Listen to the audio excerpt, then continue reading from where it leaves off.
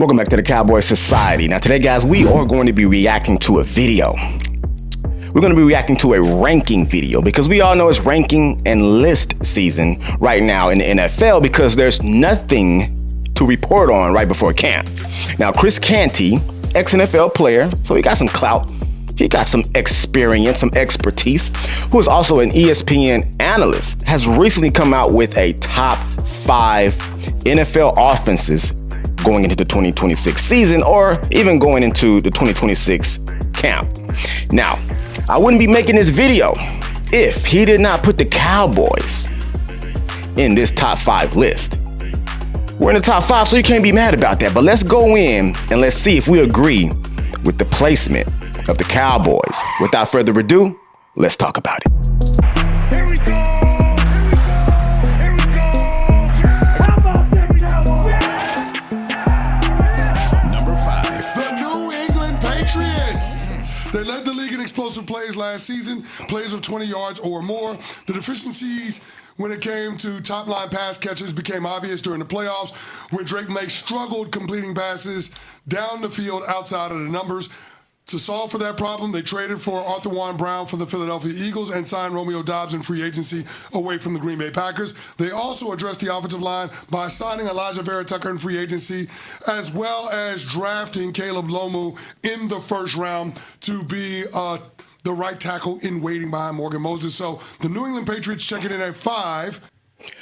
Real quick, guys, I honestly didn't see Vrabel coming in and turning around the Patriots so quickly after losing Tom Brady.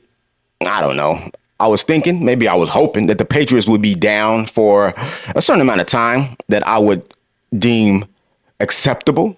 Because once the Patriots had Tom Brady, they became annoying. Once the team keeps winning and winning and winning and winning, it ain't your team. You know how that goes. But shout out Patriots, shout out Drake May and Vrabel. It's a hard name to say, but you got to prove it to me.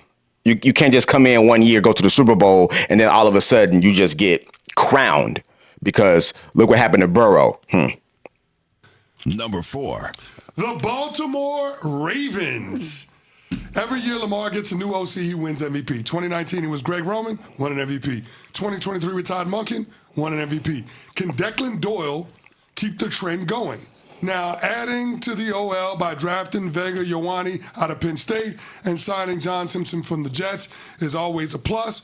Also considering Derrick Henry, 1,600 yards rushing last year, 5.2 yards per carry.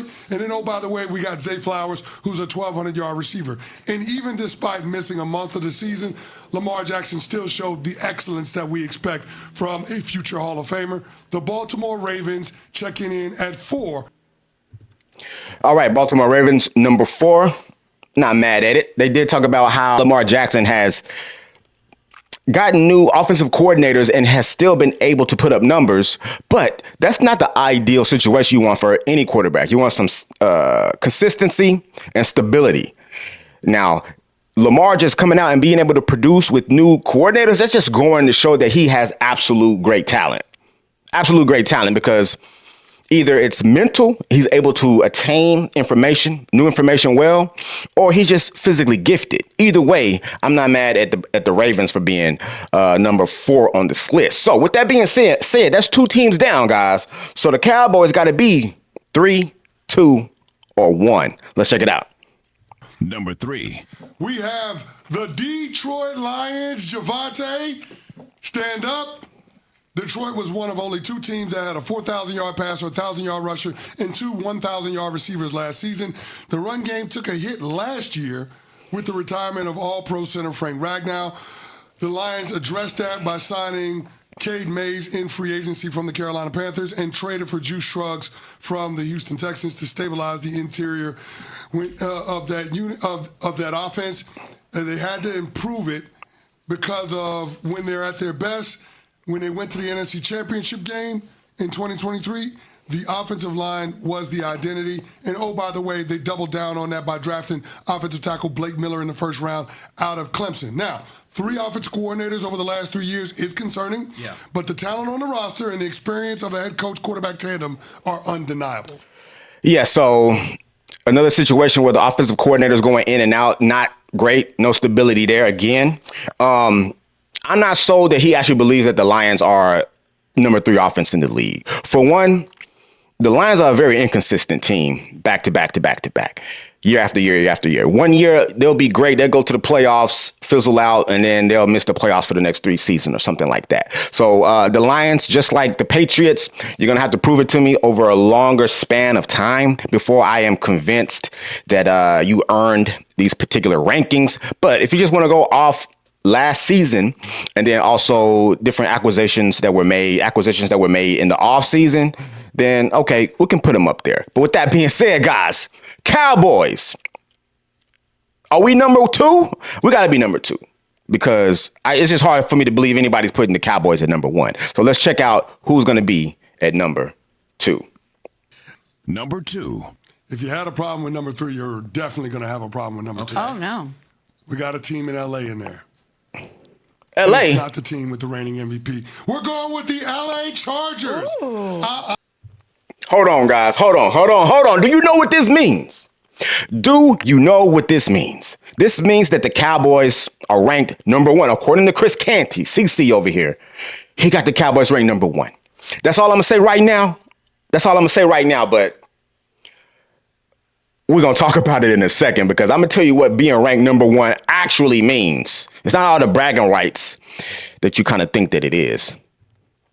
I'm acknowledging this is more projection than reality at this point. Okay. But adding Mike McDaniel, who I thought was one of the most impactful offseason additions, player or coach, that any franchise had, is going to be huge for Justin Herbert. We always talk about how this guy was built in the lab. Well, now he's got a he's got a coordinator and a play caller that knows exactly how to utilize all of his physical attributes, the raw horsepower that he has, that he possesses. Now, when you consider what Mike McDaniels has done over the last 5 years, 3 of those seasons, he's had a top 7 total offense, including having the number 1 ranked offense in 2023. And that was with Tua, who is now a cast-off quarterback from the Miami Dolphins. Justin Herbert and Tua Tagovailoa are not in the same category. Couple that with the fact that you have Ladd McConkey coming back healthy. You got Rashawn Slater and Joe Alt both coming back healthy.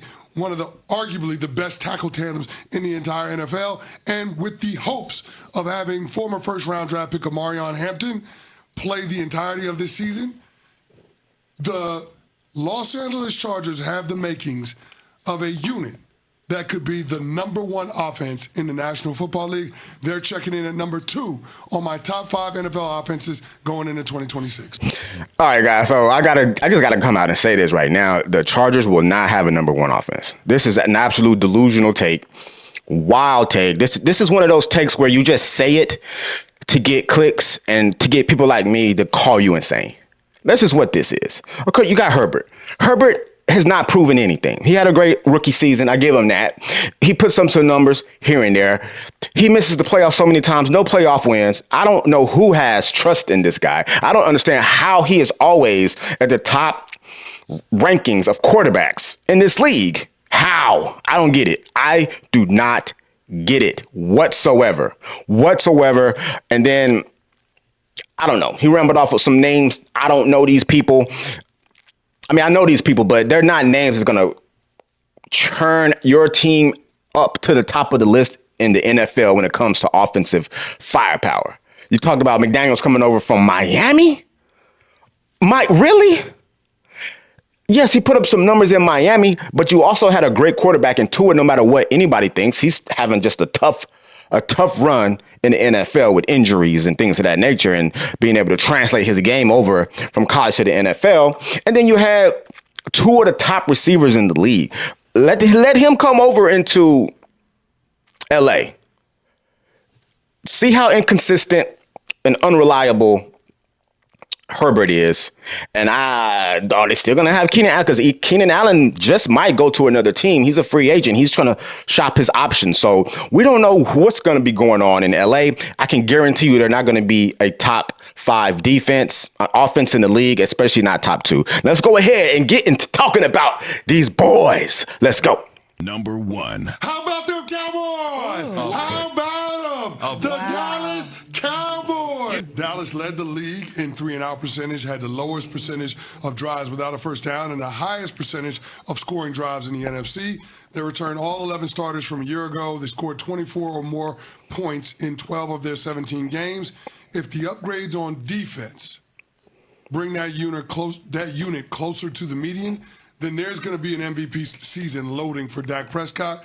And the Dallas Cowboys have a legit shot of playing past the second week of the playoffs this upcoming year.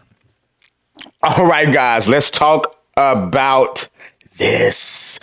Well, let's talk about this. All right, Dallas Cowboys, according to Chris Canty, have the number one offense going into the 2026 NFL season.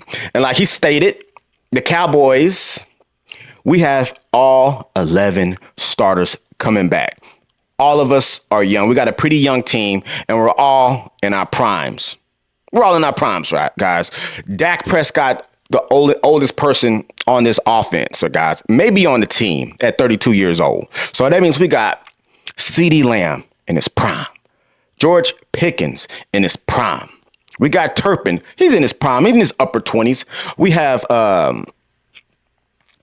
Flournoy, who is absolutely on a tear right now and has taken the number 3 wide receiver spot. And I've been saying this, guys. I wasn't making videos then, but I was way more impressed with Flournoy. Even when they released him and everything like that, they got him back. I was happy, but I was way more impressed with him than any other of our young guys on the team. Way more impressed. I'm glad he is finally showing what he can do. And who knows, because we don't know the destiny of Pickens after this season. Flournoy could step up into that wide receiver number 2 spot. I said it first here. He could do that. He definitely could. And I got faith in him. Now, like I said, we got all of our starters coming back. We got this O-line coming back, guys. And that means a lot, especially when you have a group of 5 people, 5 linemen that can work together consistently, and they know what you're going to do, when they're going to do it. And they just flow together as a unit because they have the block for our fearless leader, Dak Prescott, right? But they also have to open up holes for our ball carriers.